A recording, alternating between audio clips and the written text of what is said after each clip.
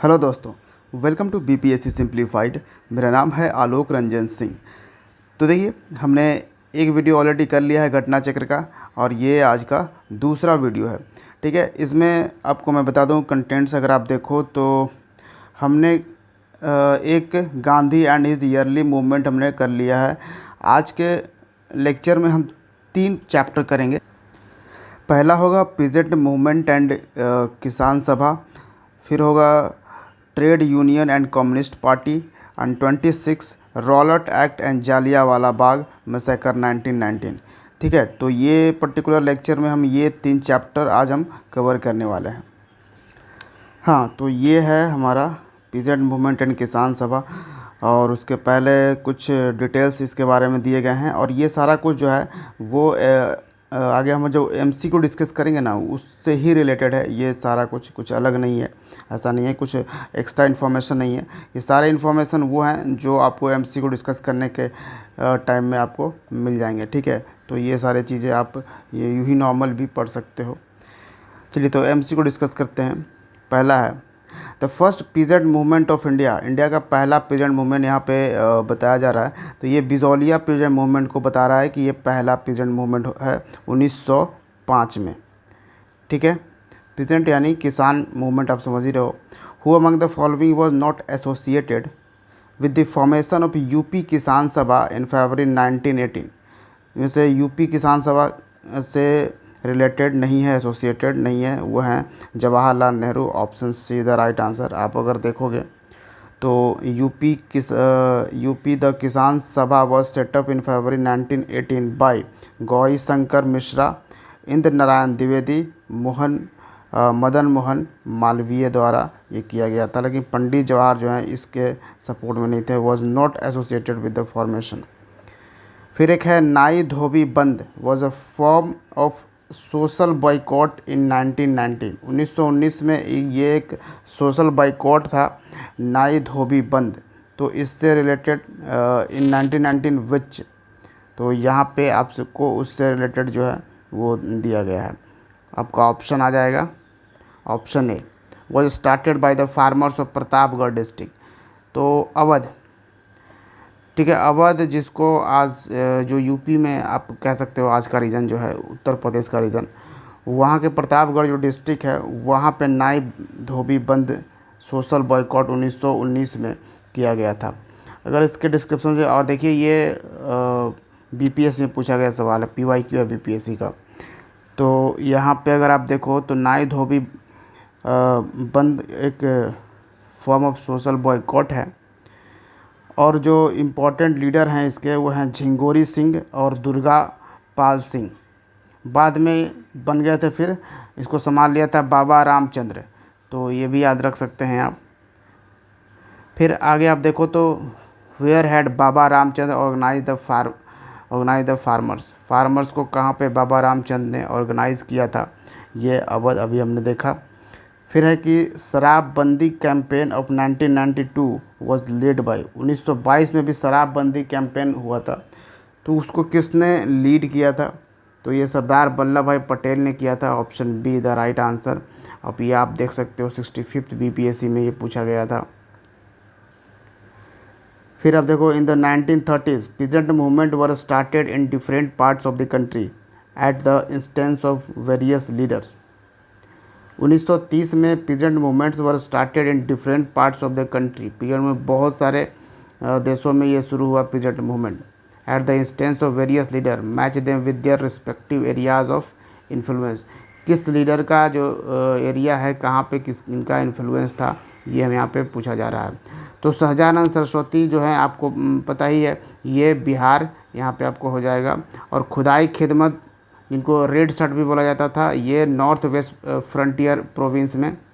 और स्वामी रामानंद जो हैं वो हैदराबाद। और अब्दुल हमीद खान ये सदर्न असम में ये लीड कर रहे थे किसान आंदोलन को। यहाँ पे भी आप अगर डिस्क्रिप्शन में जाओगे तो बिहार किसान Sabha was founded by Swami Sahajanand. बहुत इंपॉर्टेंट सवाल है, बिहार स्पेशल का बहुत इंपॉर्टेंट है, कि बिहार स्पेशल में ये सवाल पूछता रहता है। तो सहजानंद सरस्वती ने फाउंडेशन किया था बिहार किसान सभा का। फिर जो स्वामी सहजानंद सरस्वती हैं, इनको ऑल इंडिया किसान कांग्रेस जब बना, ठीक है, ये 1936 में बना था। पहले ऑल इंडिया किसान कांग्रेस ही नाम था, वो बाद में फिर ऑल इंडिया किसान सभा बन जाता है, उसका नाम हो जाता है। तो 1936 में लखनऊ के सेशन में ये फाउंड किया गया था। और स्वामी सहजानंद को भी इसका मतलब ऑल इंडिया किसान सभा का प्रेसिडेंट बनाया गया था, स्वामी सहजानंद सरस्वती को, ठीक है। और Swami Ramanand was related to Hyderabad and Hamid Abdul Hamid was with southern Assam. आगे आप अगर देखो तो who among the following was elected as the general secretary of all India Kisan Congress established in Lucknow. यहाँ पे बात करी जा रही है जनरल सेक्रेटरी की। तो ऑल इंडिया किसान कांग्रेस के प्रेसिडेंट की हमने बात करी कि वो कौन है, तो स्वामी सहजानंद। लेकिन जब बात सेक्रेटरी की आती है तो ये हो जाएंगे एन.जी. रंगा, ठीक है। Option B the right answer. एन.जी. रंगा ये मतलब ये जनरल सेक्रेटरी थे। फिर आगे बढ़ते हैं तो who among the following was linked closely with किसान सभा मूवमेंट इन 1930। 1930 में होने वाली जो किसान सभा मूवमेंट है उससे क्लोजली लिंक्ड है इनमें से कौन से, तो Swami Sahajanand. Option B the right answer.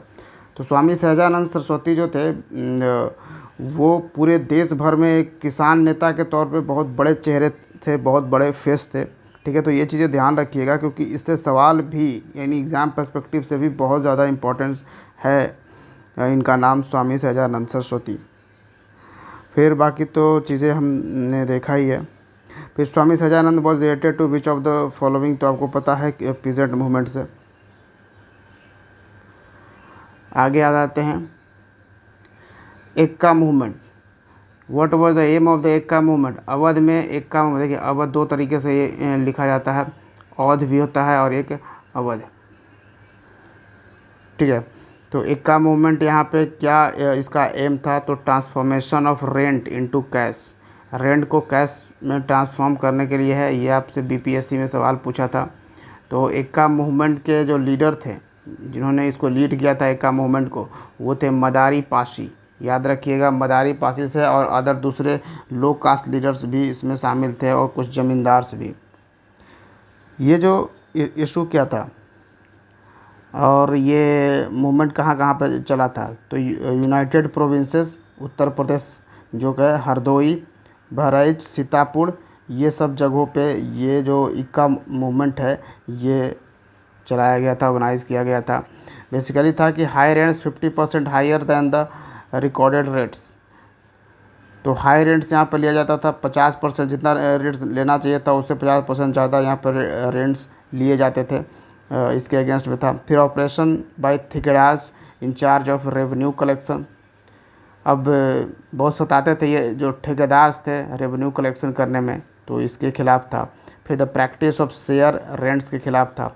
तो ये तीन इम्पॉर्टेंट रीज़न थे जिसके कारण ये इक्का मूवमेंट जो है वो ऑर्गेनाइज़ किया गया था, ठीक है।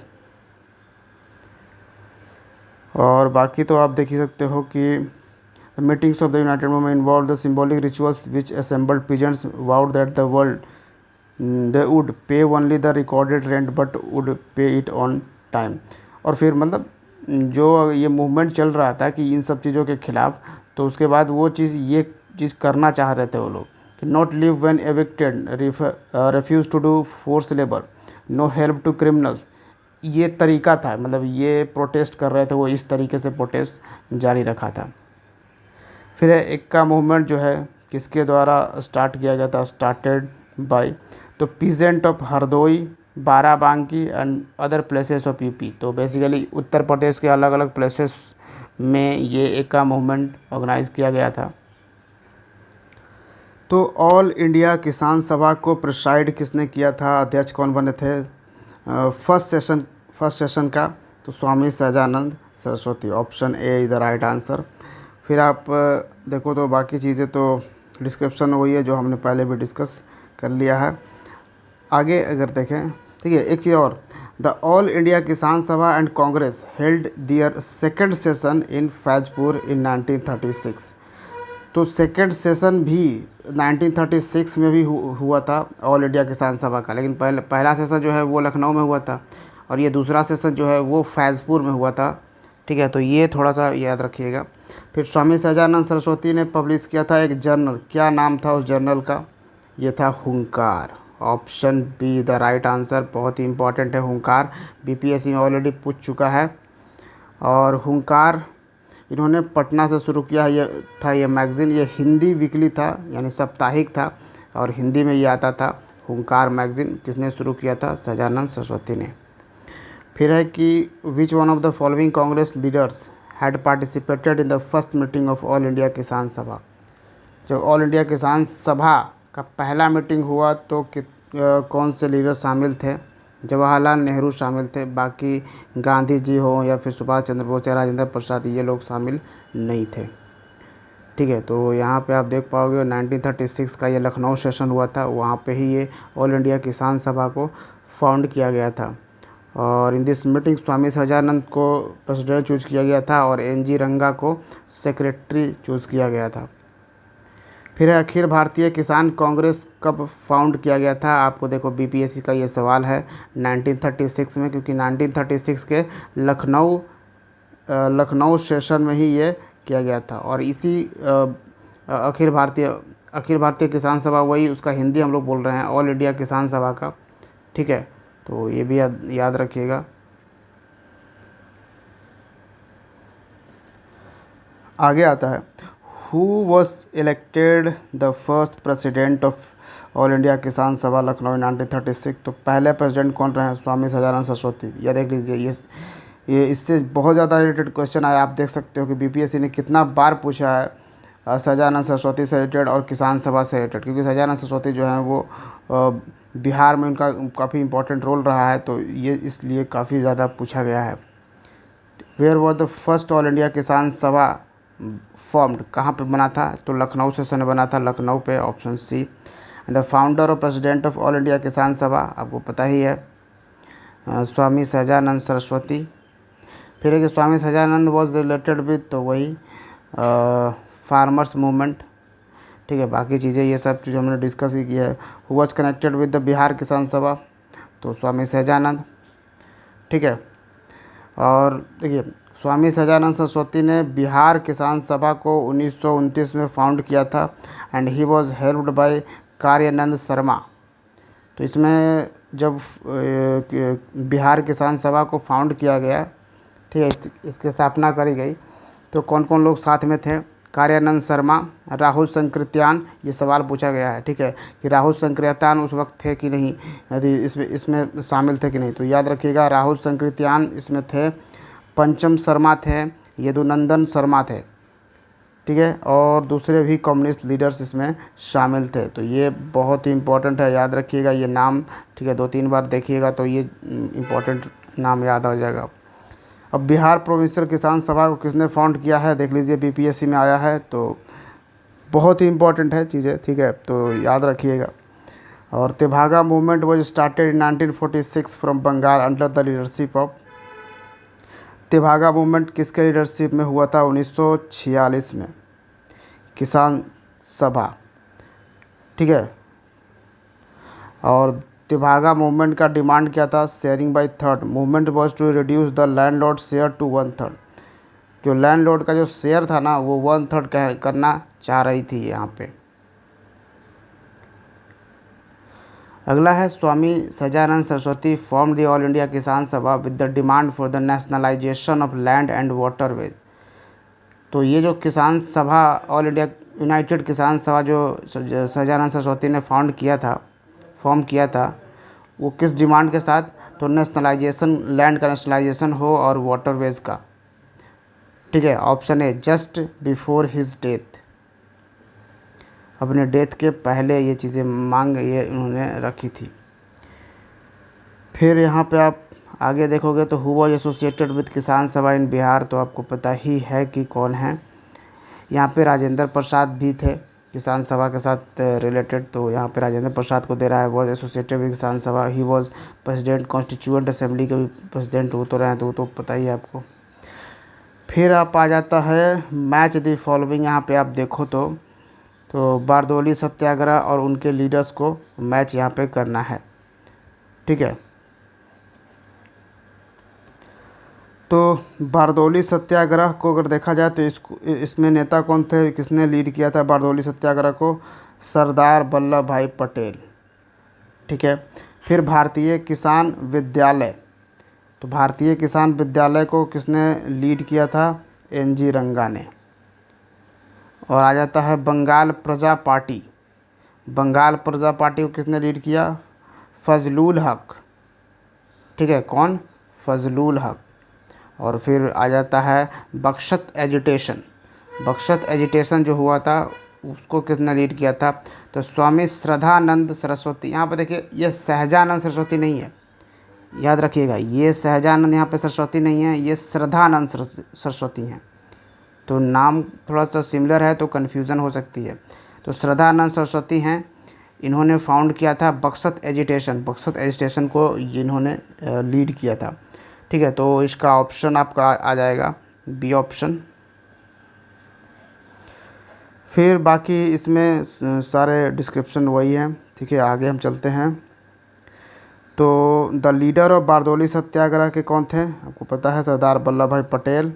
फिर सरदार पटेल ने रोल प्ले किया था किस में? तो बारदोली सत्याग्रह। खूब वल्लभ भाई पटेल, टाइटल सरदार का टाइटल किसने दिया था वल्लभ भाई पटेल को? तो महात्मा गांधी ने दिया था। Option A is the right answer. फिर वही सेम क्वेश्चंस हैं। The demand for the Tebhaga peasant movement in Bengal was for. अब यहाँ पे तिभागा मूवमेंट आप थोड़ा सा समझ पाओगे। तो तिभागा पीजेंट मूवमेंट जो था, इसका डिमांड किस चीज़ के लिए था? तो the reduction of share of landlords from 1/2 of the crop to 1/3।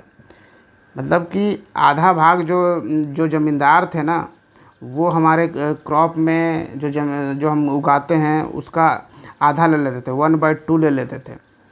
तो यहाँ पे लोगों का कहना था, इसलिए तेभागा पीजेंट मूवमेंट हुआ।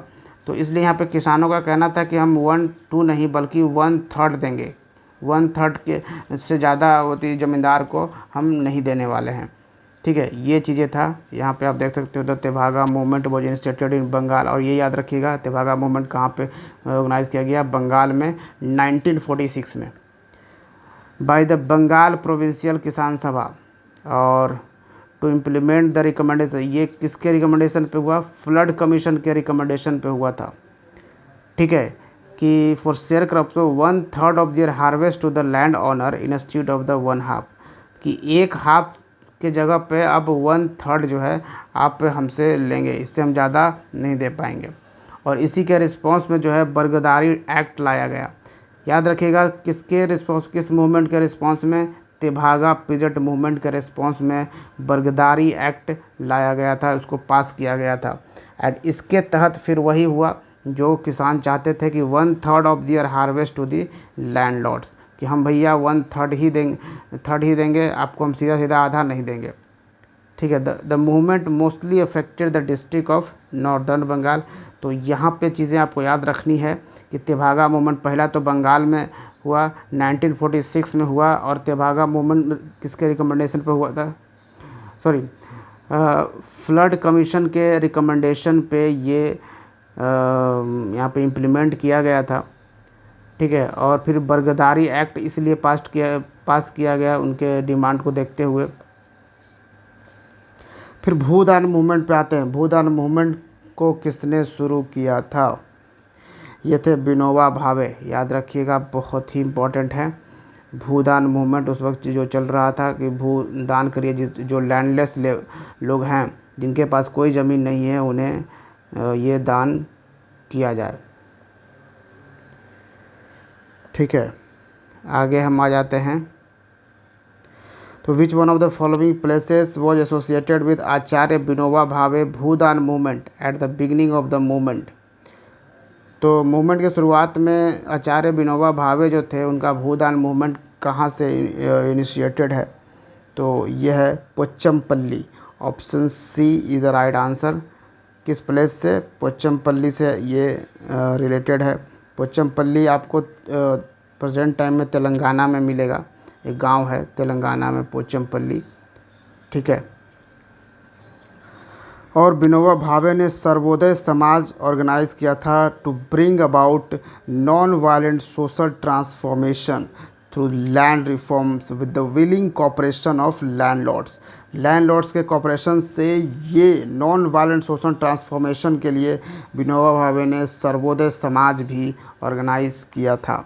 याद रखनी है, भूदान मूवमेंट से ही फिर से वही सवाल पूछा जा रहा है, कहाँ पे हुआ था? आंध्र प्रदेश यहाँ पे। ठीक है, देखिए तेलंगाना और आंध्र प्रदेश दोनों में से कुछ भी लगा सकते हैं, क्योंकि आज के टाइम में वो तेलंगाना में है ये पोचमपल्ली गांव, लेकिन ये आपको पता होगा तेलंगाना जो है वो तो 2014 में आंध्र प्रदेश से अलग हुआ है, तो फिर वो आंध्र प्रदेश से ही सवाल यहाँ पे पहले था, क्योंकि ये देखिए 2007 में ये सवाल पूछा गया है। और अब जब पूछा जाएगा तो ये इस तरीके से पूछा नहीं जाएगा, तेलंगाना ही ऑप्शन देगा।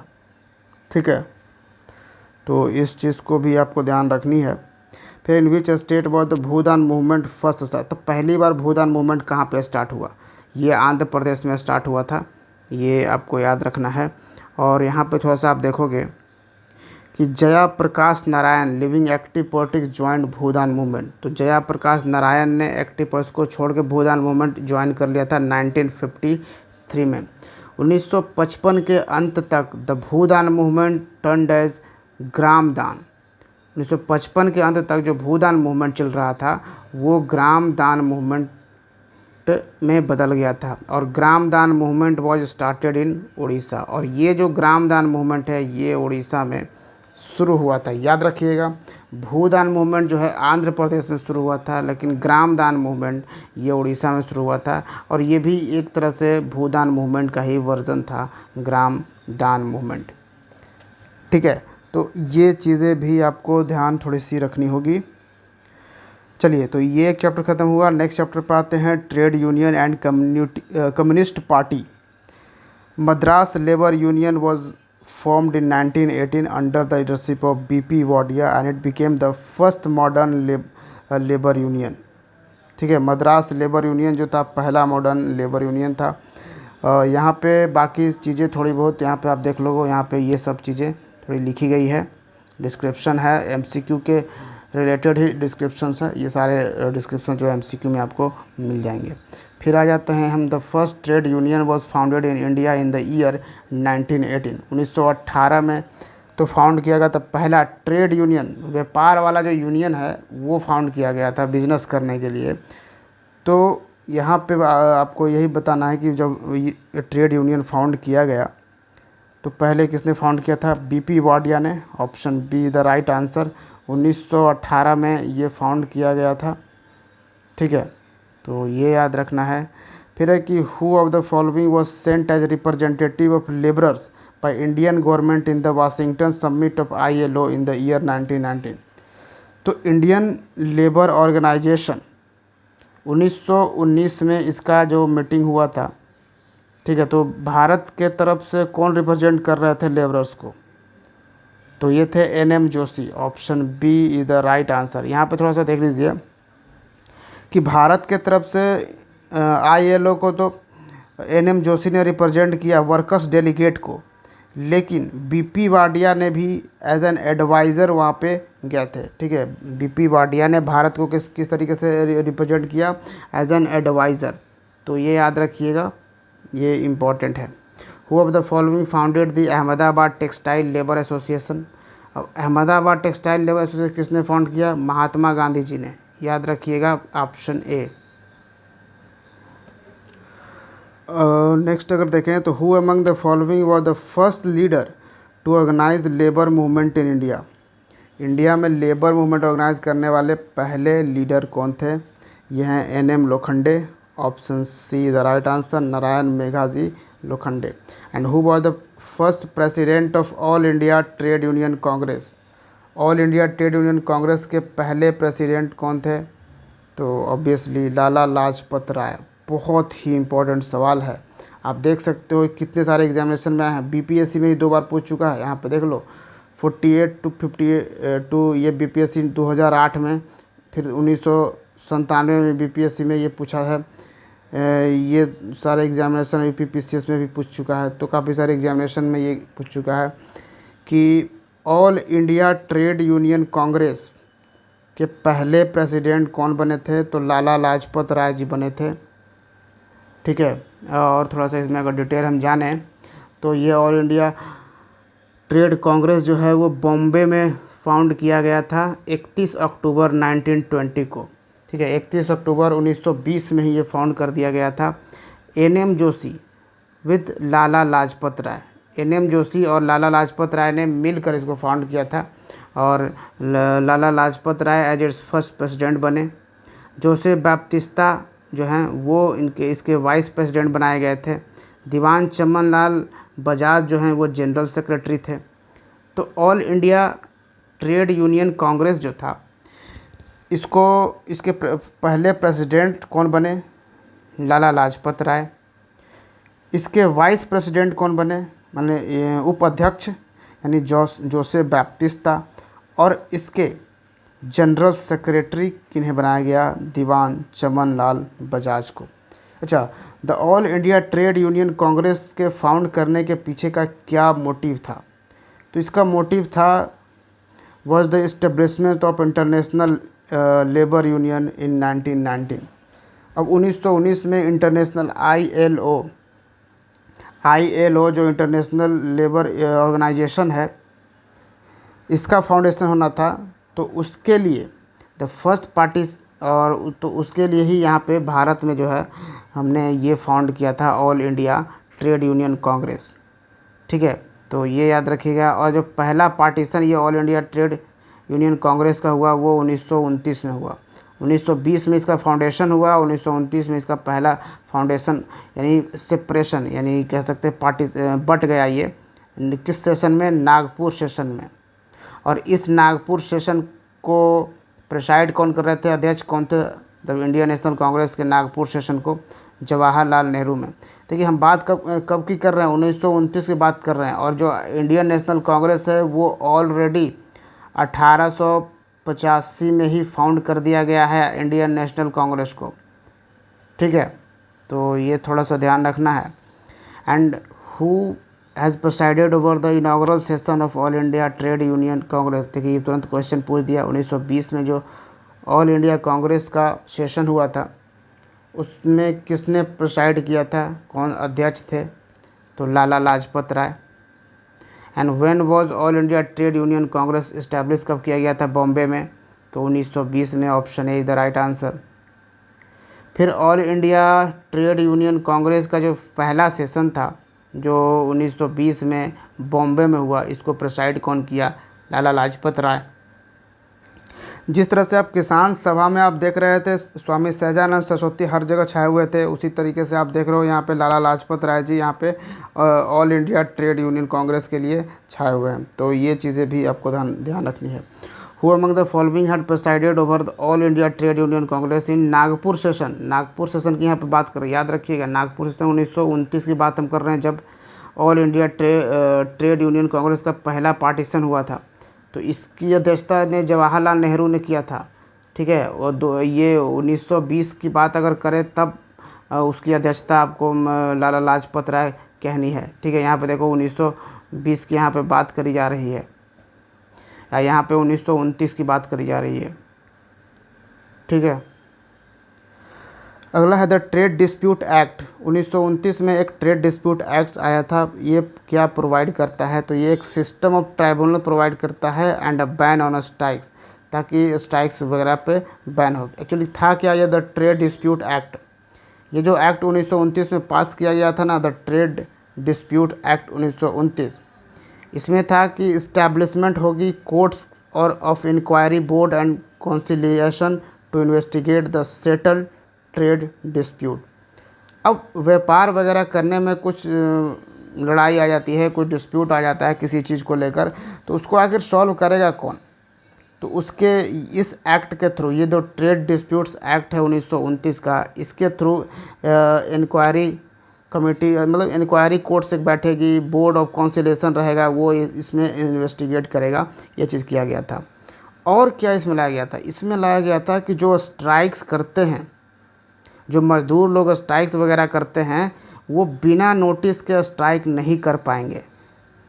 किस सर्विसेज में, like services like railway, post, telegraph, telephone etcetera. और जो स्ट्राइक करेंगे वो या लॉकआउट करेंगे वो इलीगल होगा। ठीक है, यानी कि यह स्ट्राइक वगैरह हड़ताल बड़ा जो लेबर करते हैं उसको इलीगल बना दिया गया था इस द ट्रेड डिस्प्यूट्स एक्ट 1929 के थ्रू। आगे है कि who was the first Indian to be the member of communist international. Communist international में पहली बार कोई इंडियन जो है वो मेंबर बना था, वो कौन थे? एम.एन. रॉय थे। Option A is the right answer. ठीक है, ये देखिए बीपीएससी में पूछा जा चुका है ऑलरेडी। और ये जो कम्युनिस्ट इंटरनेशनल है ना, ये फाउंड किया गया था 1919 में ही। 1919 में किसने? व्लादिमीर इलियाच लेनिन ने फाउंड किया था। ठीक है, रसिया में एक पार्टी है, रसियन पार्टी में वहाँ के ही जो हेड थे व्लादिमीर इलियच लेनिन, उन्होंने फाउंड किया था कम्युनिस्ट इंटरनेशनल। कम्युनिस्ट इंटरनेशनल ये एक ऑर्गेनाइजेशन फाउंड किया था। तो इसके मेंबर पहले भारतीय बने थे एम.एन. रॉय। कब फाउंड किया गया था? 1919 में। ठीक है, ये याद रखिएगा। And he was the first Indian to be the member of communist international. Next, October 1920 की बात करें तो who of the following headed a group of Indians gathered at Tashkent to setup communist party of India. Communist party of India setup करने के लिए सारे Indians जो हैं वो इकट्ठा हुए थे। कहाँ पे? 1920 में ये इकट्ठा हुए थे। तो ये किसने सेटअप किया था, किसने हेड किया था? Actually M.N.. रॉय ने ही हेड किया था। ठीक है, कम्युनिस्ट पार्टी की यानी कम्युनिज़्म के एक बड़ा इंडिया में एक बड़ा चेहरा था एम.एन. रॉय का, जो कम्युनिज़्म को फॉलो करते थे। ठीक है, M N. Roy along with Avani Mukherjee, Mohammad Ali and Mohammad Shafiq founded Indian communist party at Tashkent में ये फाउंड किया गया था। अब आ जाते हैं कानपुर कॉन्स्पिरेसी के बारे में। Kanpur conspiracy case was against the leaders of, किस लीडर्स के खिलाफ ये कानपुर कॉन्स्पिरेसी थी? तो ये कम्युनिस्ट मूवमेंट वाले जो लीडर्स थे उनके खिलाफ ही ये था कानपुर कॉन्स्पिरेसी। याद रखिएगा ये कानपुर कॉन्स्पिरेसी के बारे में। अगेंस्ट द कम्युनिस्ट और सम न्यूली टर्न्ड कम्युनिस्ट नेम्ड।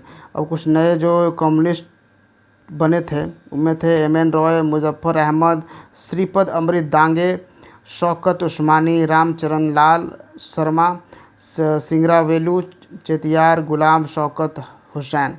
इन सब को सरकार ने 1924 में ना पकड़ लिया था, यानी कि अरेस्ट कर लिया था ब्रिटिश गवर्नमेंट ने कि ये लोग कॉन्स्पायर कर रहे हैं, ये लोग षड्यंत्र रच रहे हैं इसके अति में। ठीक है, तो इसलिए ये जो कानपुर कॉन्स्पिरेसी है ये इम्पोर्टेंस है। और by complete separation of India from imperialistic Britain by a violent revolution, the Meerut conspiracy and Peshawar conspiracy cases were also against the leaders of communist party. तो कम्युनिस्ट पार्टी के अगेंस्ट में जो कानपुर कॉन्स्पिरेसी केस तो था ही, लेकिन दो और केस हैं जो कम्युनिस्ट लीडर्स के ही यानी कम्युनिस्ट मूवमेंट के ही अगेंस्ट है। वो है मेरठ कॉन्स्पिरेसी और पेशावर कॉन्स्पिरेसी। आगे है the revolutionary phase of trade union movement in India. अब जो ट्रेड यूनियन मूवमेंट जो चल रहा था उसका बिल्कुल क्रांतिकारी फेज़ भारत में कब रहा, कब से कब तक रहा? तो ये रहा आपका 1926 से 1939 तक के बीच में भारत में बिल्कुल रिवॉल्यूशन रहा ट्रेड यूनियन मूवमेंट को लेकर। ठीक है, 1926 से 1939 तक ये याद रखिएगा। और बाकी जो नाम हैं एम.एन. रॉय, मुजफ्फर अहमद, श्रीपद अमृत दांगे वही लोग हैं। Who form the radical democratic party इन 1940। 1940 में रेडिकल डेमोक्रेटिक पार्टी का फाउंडेशन रखा, ये भी थे एम.एन. रॉय। ठीक है, अगला आ जाता है what is the name of party by Somendra Nath Tagore. Somendra Nath Tagore ने एक पार्टी की स्थापना करी थी 1934 में, 1934 में। ये कौन सी पार्टी थी? Revolutionary communist party. Option B is the right answer. तो ये हो गया दूसरा चैप्टर समाप्त। अब हम आ जाते हैं तीसरा चैप्टर पे।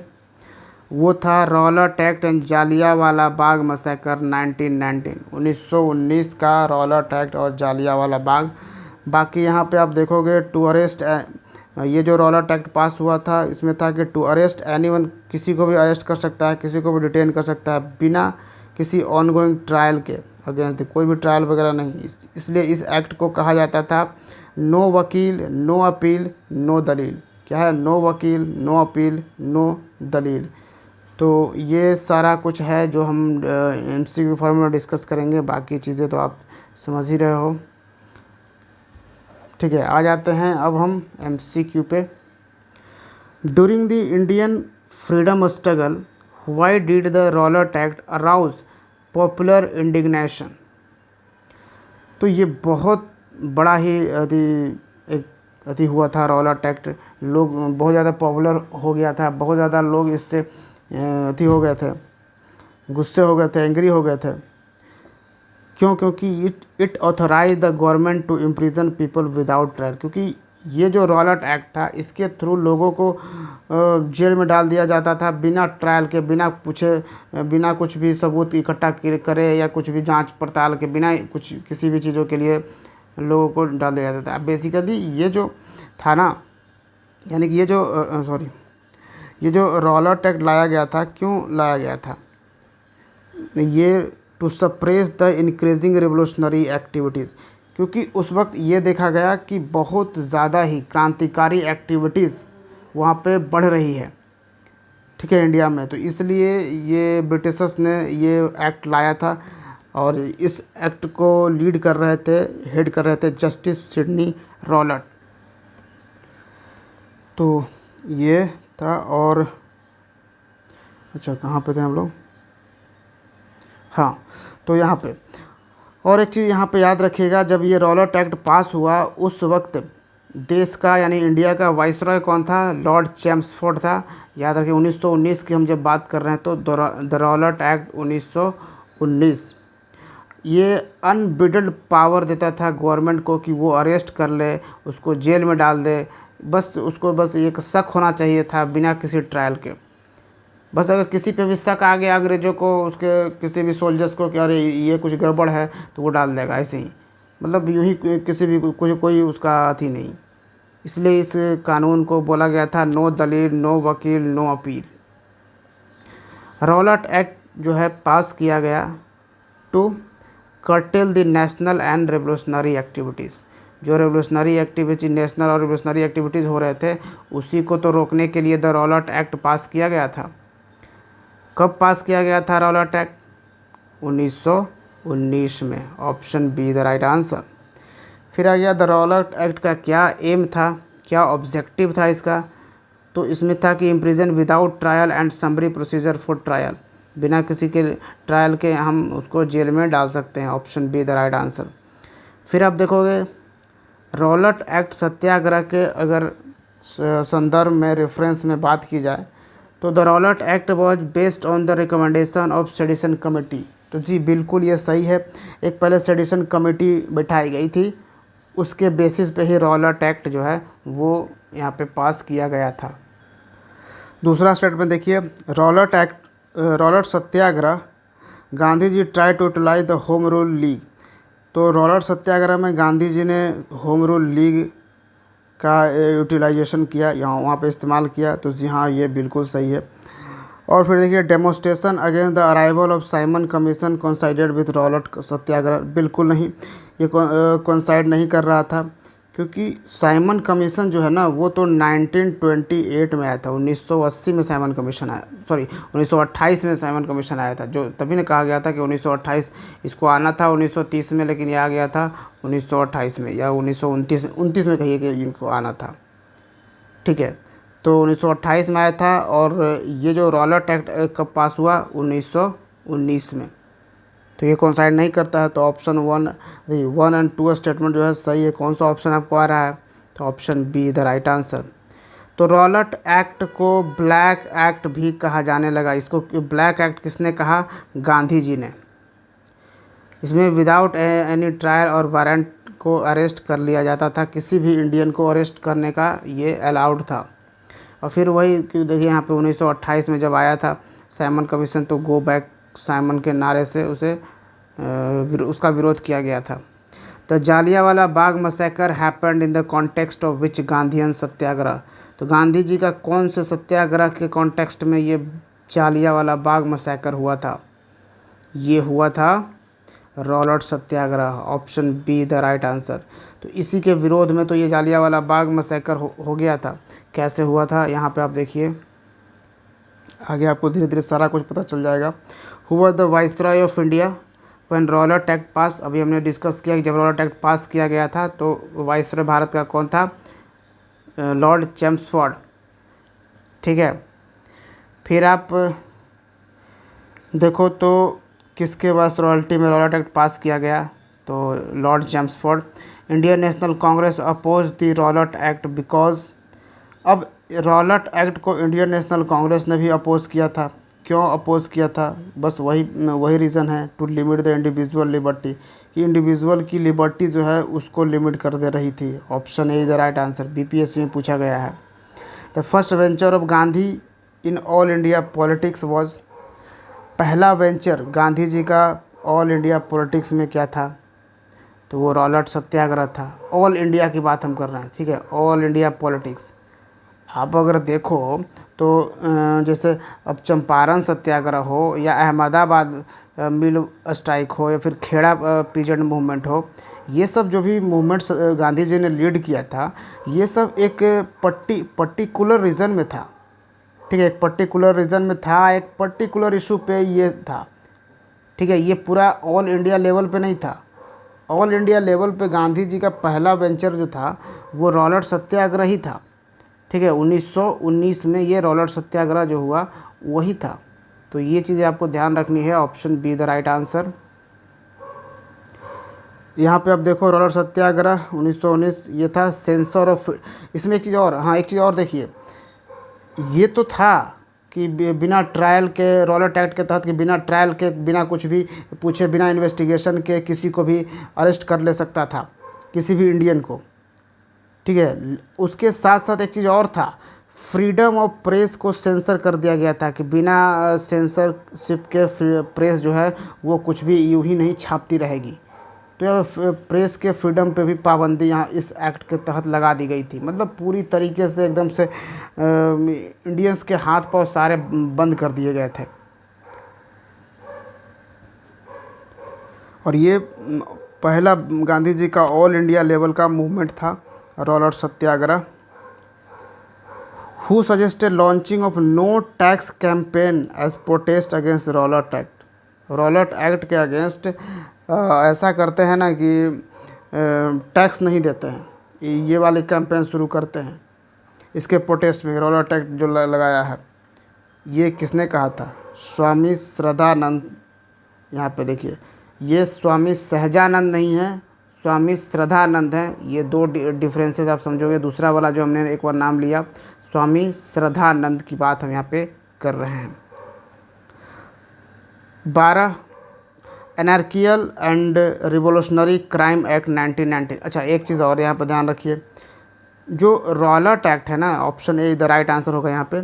जो रॉलर्ट एक्ट है ना, ये तो सिडनी रॉलर्ट जो था उसके क्योंकि उसने कमीशन को हेड किया था तो उसी के नाम पर ये रॉलर्ट एक्ट जाना जाने लगा। लेकिन ये मेनली ये नाम रॉलर्ट एक्ट नहीं था। इस एक्ट का पूरा नाम देखिए, anarchical and revolutionary crime act 1919 था।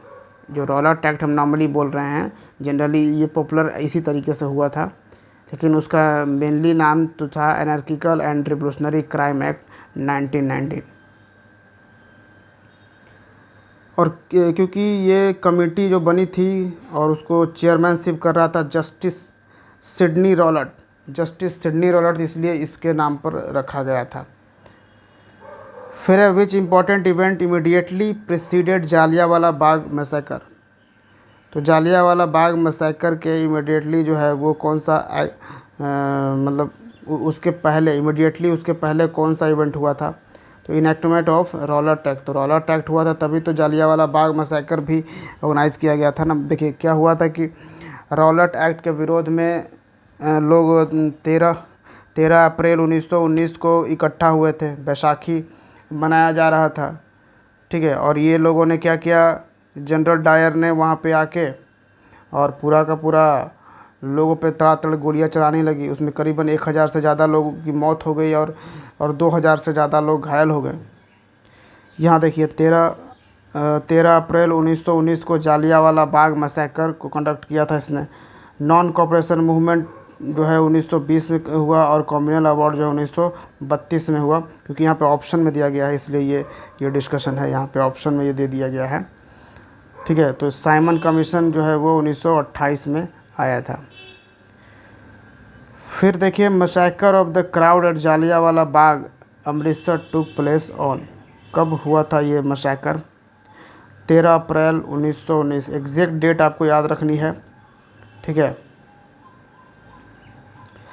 और क्यों हुआ था ये जो मतलब यहाँ पे लोग गदर रॉलेट एक्ट सत्याग्रह वगैरह हो रहा था, ये क्यों हो रहा था? क्योंकि दो फेमस लीडर थे पंजाब के, doctor Saifuddin Kitchlew and doctor Satyapal. तो इनको अरेस्ट कर लिया गया था उसी रॉलेट एक्ट के तहत, बिना किसी यदि के बस शक के बिना पे इन्हें कर लिया गया।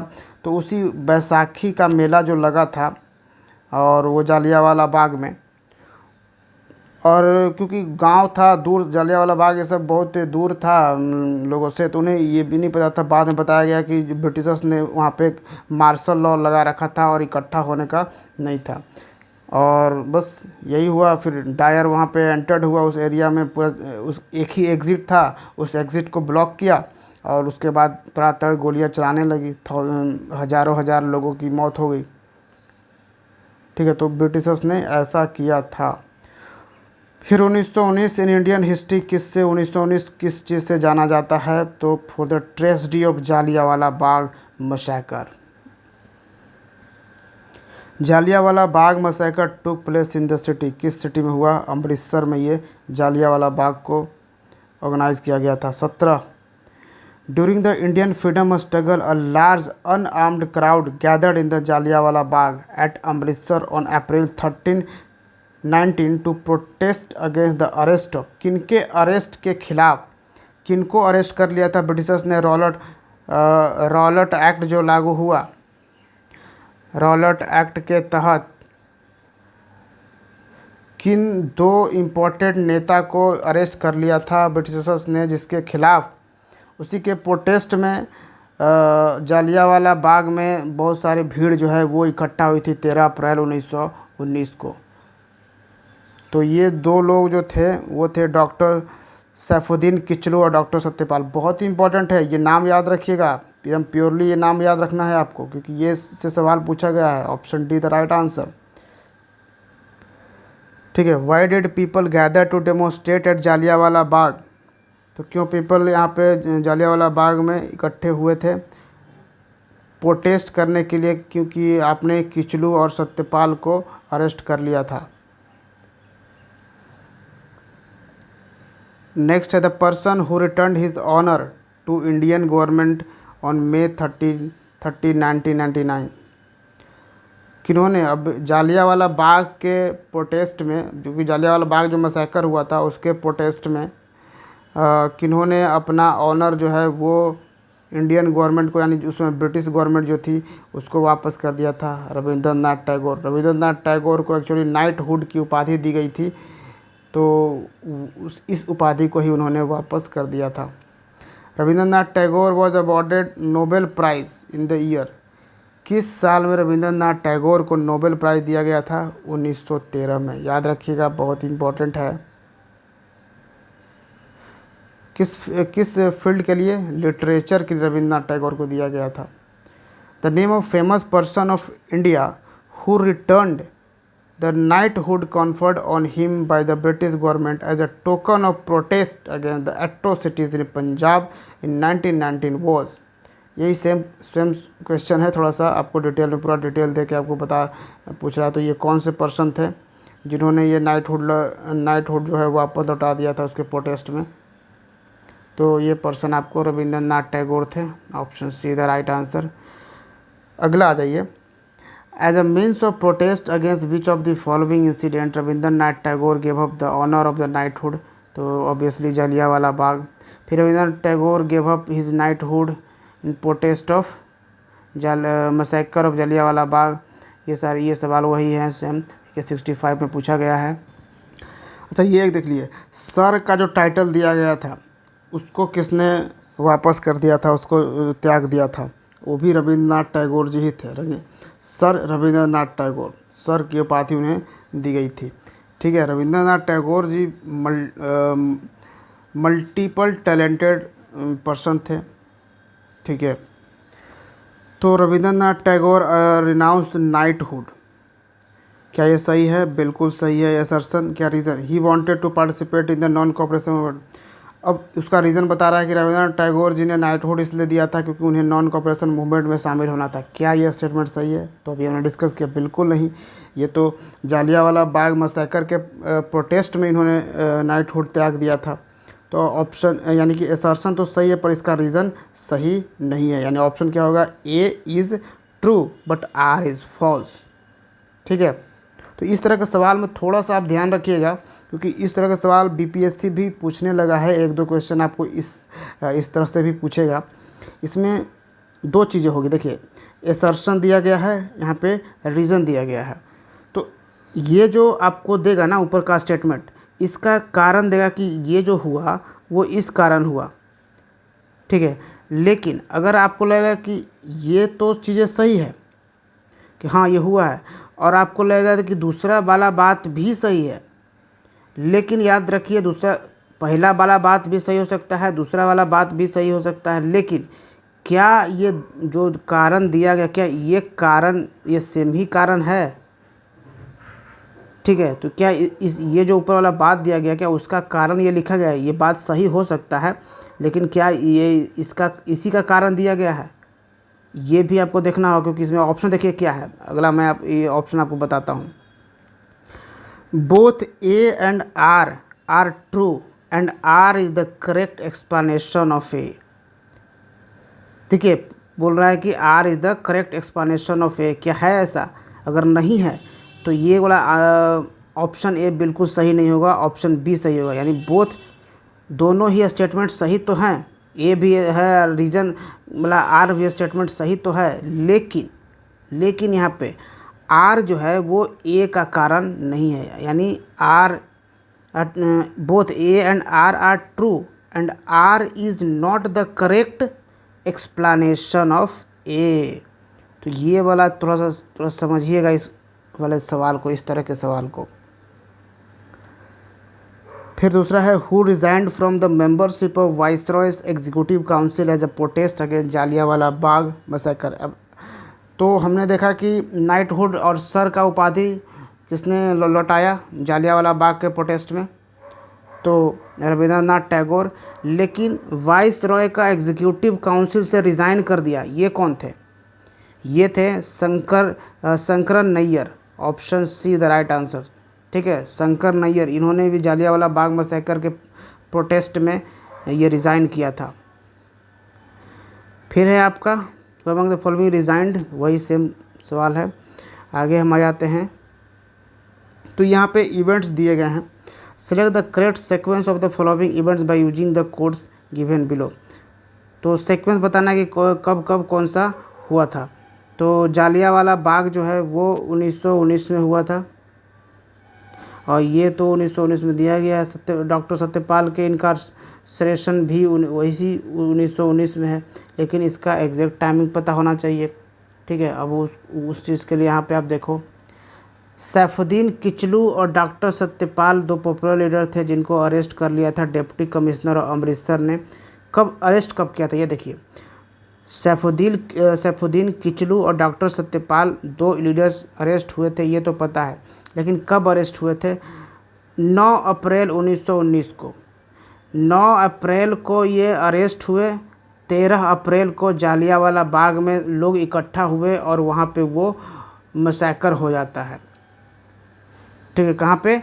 9 अप्रैल को 1919 की ही बात है, सारा ये 19 के 19 ही बात है कि 1919 में ही 9 अप्रैल को सैफुद्दीन किचलू और डॉक्टर सत्यपाल को अरेस्ट कर लिया गया।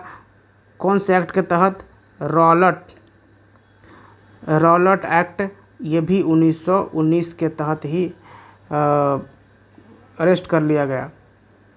और इसके प्रोटेस्ट में फिर ये 9 अप्रैल था, 13 अप्रैल को 1919 में ही लोग इकट्ठा हुए जालियांवाला बाग में और वहाँ पे ये मैसेकर हुआ। उसके बाद कांग्रेस का जो अमृतसर सेशन हुआ था वो भी 1919 में हुआ था, दिसंबर में। उसी साल ये सब हुआ है, अप्रैल का डेट और फिर दिसंबर, ये चीज़ें भी याद रखना है। फिर है कि हंटर कमेटी बनाई गई, वॉज अपॉइंटेड आफ्टर विच। तो जालियांवाला बाग को इन्वेस्टिगेट करने के लिए ये हंटर कमेटी बनाई गई, जालियांवाला बाग मैसेकर। तो government establish the disorders inquiry committee. तो एक कमेटी का क्या नाम था? Disorders inquiry committee. और इस कमेटी को हेड कर रहे थे लॉर्ड विलियम हंटर। तो लॉर्ड विलियम हंटर लीड कर रहे थे, इसलिए यहाँ पे हंटर कमेटी बोला जाने लगा। देख रहे हो यहाँ पे, ठीक है। लेकिन ये कमेटी क्या था? डिसऑर्डर्स इंक्वायरी कमेटी, ये याद रखना है। उसके बाद में ये जो कमेटी थी, हंटर कमेटी कहिए या फिर डिसऑर्डर्स इंक्वायरी कमेटी जो थी, जो जालियांवाला बाग कैसे मैसेकर हुआ इसका इन्वेस्टिगेशन के लिए रखा गया था। ये इसमें 7 मेंबर थे, 7 मेंबर की ये कमेटी थी, जिसमें कि 4 तो ब्रिटिशर्स थे और 3 सिर्फ इंडियंस थे इस कमेटी में शामिल, ठीक है। फिर है कि जो ब्रिटिशर्स की जो कमेटी है वो पब्लिश करता अपना रिपोर्ट, इसका रिपोर्ट। उससे पहले कांग्रेस ने भी अपना व्यू पुट कर दिया। उन्होंने बुरी तरीके से डायर्स को क्रिटिसाइज़ किया, जनरल डायर को क्रिटिसाइज़ किया कि ये जो एक्ट उसने किया है ये बिल्कुल इनह्यूमन है, and also said that there was no justification in the introduction of martial law in Punjab में मार्शल लॉ लागू था, इसका ये जस्टिफिकेशन नहीं हो सकता है कि आपने पूरा इस तरीके से दरिंदगी दिखाई है, ठीक है। तो ये था जनरल डायर। हालांकि जनरल डायर को पूरा हीरो मान रहा था ब्रिटिशर सब, यहाँ इतना कर लिया था, लेकिन ब्रिटिश में ऐसा नहीं है कि इसको कोई ख़राब मान रहा था। देखो, द ब्रिटिश गवर्नमेंट जिस जनरल डायर को लायन ऑफ ब्रिटिश एम्पायर कह रहा था, समझ रहे हो बात? इस जनरल डायर को लायन ऑफ ब्रिटिश एम्पायर कहा जा रहा था, और उसे तो ऑनर किया था किस चीज़ से? स्वॉर्ड ऑफ ऑनर से स्वॉर्ड किया था कि उसकी जो सेवा की है, उसने जो अंग्रेज़ों की लाज रखी है, जो ब्रिटिशर्स की लाज रखी है, उसके लिए उसे स्वॉर्ड ऑफ ऑनर का उपाधि दिया जाता है। और इस ब्रिटिश सरकार जो है इसको लायन ऑफ ब्रिटिश एम्पायर कहती है। तो इस तरीके जनरल डायर जिसने हज़ारों हज़ार लोगों की मृत्यु कर दी इंडिया में, उसको ब्रिटिशर्स ये इस तरीके से ऑनर करते हैं। फिर general Dyer name is associated with which of the following event? तो obviously Jallianwala Bagh. Who from the following killed Michael O'Dwyer? 2 चीज़ें हैं, एक माइकल ओ डायर और एक है सिर्फ जनरल डायर। देखिए, पूरा नाम इसका मैं आपको बताता हूँ। जनरल डायर का जो पूरा नाम है वो चीज़ें थोड़ा सा जानना है, क्योंकि ये बीच में आपको कन्फ्यूज़न में भी डालेगा। एक सिचुएशन आएगा जहाँ पे आप कंफ्यूज हो सकते हो। इसका जो पूरा नाम है जनरल डायर का, हाँ, वो ये देख लीजिए यहाँ पे, General Reginald Edward Harry Dyer. क्या है? General Reginald Edward Harry Dyer. तो ये याद रखिएगा। तो यहाँ पे आ जाते हैं कि माइकल और जनरल डायर जो जालियांवाला बाग मैसेकर के लिए रिस्पॉन्सिबल था, उसको किसने मारा? तो पंजाब के थे उधम सिंह लंदन में ही माइकल ओ डायर को मार देते हैं जान से। Option C the right answer, ठीक है। कहाँ पे? 13 मार्च 1940 को लंदन में कैक्सटन हॉल में ये उधम सिंह यहाँ पर मारे थे। ये एक इंडियन इंडिपेंडेंस एक्टिविस्ट थे, ठीक है। अब यहाँ पे थोड़ा सा समझिएगा, जो माइकल ओ डायर था, ठीक है, ये देखिए यहाँ पे माइकल ओ डायर जो था, ये था ब्रिटिश का एक लेफ्टिनेंट गवर्नर जो पंजाब में था। पंजाब जो जगह है भारत का, वहाँ पे लेफ्टिनेंट गवर्नर के तौर पर वो अपॉइंटेड था Michael O'Dwyer. Michael O'Dwyer इसी ने अप्रूव किया था कि जाओ और वहाँ पे गोलियाँ चलाओ। तब जाकर जो जनरल डायर्स था, यानी कि माइकल ओ डायर ये लेफ्टिनेंट गवर्नर था, लेकिन जो जनरल डायर था जिसने गोलियाँ चलाई, दो चीज़ें हैं जनरल डायर, एक जिसने अप्रूवल दिया वो था गवर्नर, और एक जो जनरल डायर जिसने गोलियां चलाई वो क्या था, वो एक कमांडर था, ठीक है, सोल्जर कमांडर था ब्रिटिशर्स का, उसने गोलियां चलाई थी, तो वो था डायर्स और माइकल ओ डायर। तो इन दोनों में डिफरेंस आप समझ गए होंगे। तो इसीलिए उधम सिंह ने माइकल ओ डायर को जाकर लंदन में मारा था, लंदन में उसमें गया हुआ था, तो लंदन में जाकर मारा था, इसलिए कि इसी ने अप्रूव किया था कि ये जाकर वहाँ पे गोलियाँ चलाओ, ठीक है, ये अप्रूवल दिया था और डायस ने जाकर गोलियाँ चलाई थी। तो ये भी थोड़ा सा ध्यान रखिए। यहाँ भी अब देखिए, अब यहाँ पे देखिए मैंने स्टार यहाँ पे लगा रखा है ऑलरेडी, तो यहाँ पे मैंने दो ऑप्शंस को हाईलाइट किया है। तो देखिए उधम सिंह ने मारा किसको था, जिसने गोली चलाई थी उसको नहीं, जिसने गोली चलाई थी उस डायर को नहीं मारा था, बल्कि उस डायर को मारा था जिसने अप्रूवल दिया था, ठीक है। Option C is the right answer. तो इन दोनों नाम में फ़र्क समझिएगा, जिसने गोली चलाई थी और जिसने अप्रूवल दिया था।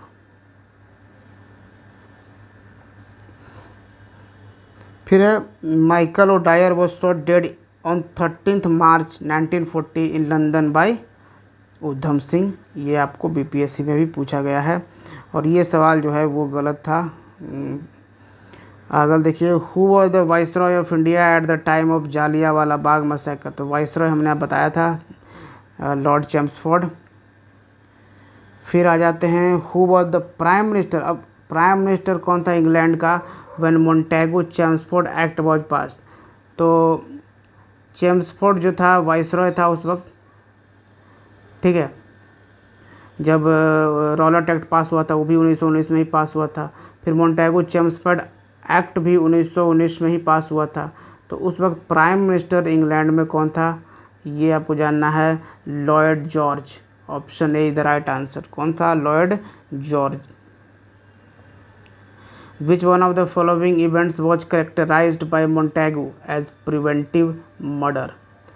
लेकिन अब मोंटेगो का स्टेटमेंट, मोंटेगो जो कि वाइसरॉय था भारत का, उसने क्या स्टेटमेंट दिया था कि ये जो जालियांवाला बाग मैसेकर हुआ ना, ये प्रिवेंटिव मर्डर था। इससे पहले कि किसी ब्रिटिशर्स का मर्डर हो, उसके पहले ही ये हमने किया है, ठीक है, इसलिए हमने ये गोलियां चलवाई है, ये कहना था मोंटेगो का। तो प्रिवेंटिव मर्डर किसने कहा था, मोंटेगो ने। Option B is the right answer. आगे देखें तो which one of the following aroused the wave of popular indignation that led to the massacre by the British Jallianwala Bagh. ये था Rowlatt act. Option C the right answer.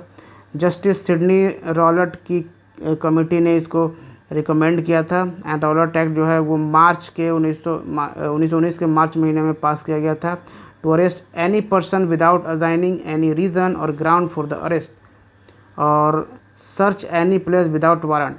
क्या क्या था, पहले तो किसी को भी किसी बिना रीज़न दिए कि किस ग्राउंड पर हम अरेस्ट कर रहे हैं कर लेंगे हम अरेस्ट सीधे, और किसी भी प्लेस को हम सर्च कर सकते हैं, कोई वारंट की ज़रूरत नहीं है। हम किसी भी पर्सन को बिना ट्रायल के जेल में डाल सकते हैं। ये था रॉलेट एक्ट, इसको ब्लैक एक्ट कहा जाता था।